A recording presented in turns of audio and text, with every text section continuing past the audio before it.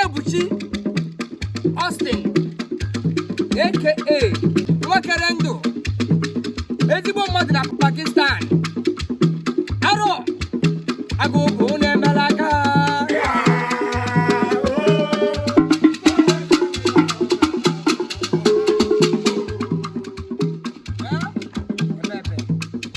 Igbo onye ga na-ekwu okwu ya Onyebuchi Austin aka Nwakerendo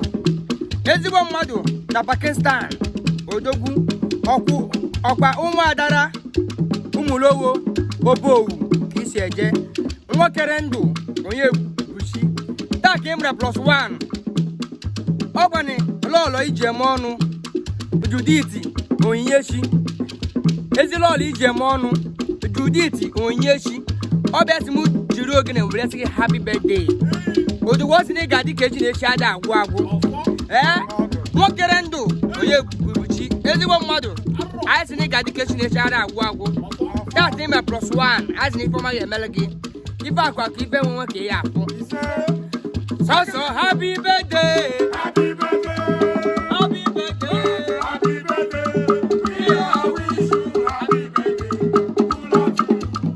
happy birthday Onyebuchi happy birthday happy birthday we are wishing Nwakerendo Odogwu na Pakistan onye eze kula to you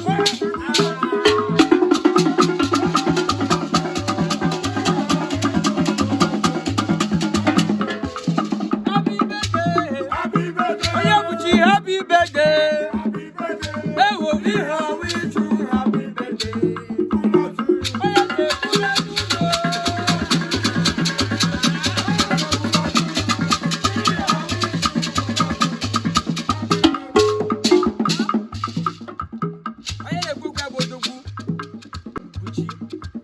aka Nwakerendo ezigbo mmadụ na Pakistan Odogwu n'oge owu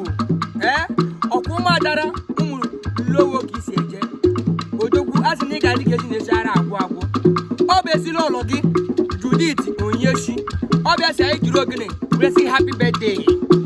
happy birthday to you happy birthday to you happy birthday happy birthday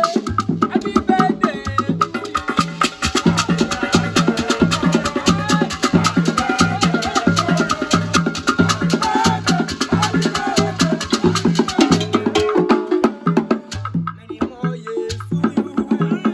many more years to you many more years happy birthday to you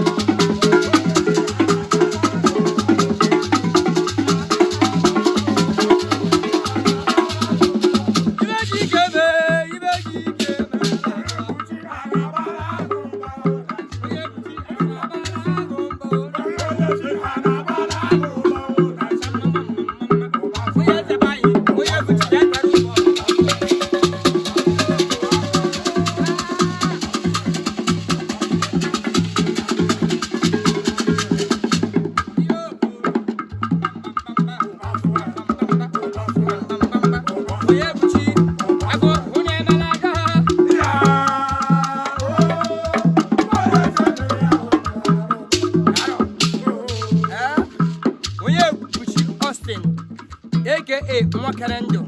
ezigbo mmadụ na Pakistan Odogwu asị na ị ga-adị ka echi na-ejara agwụ agwụ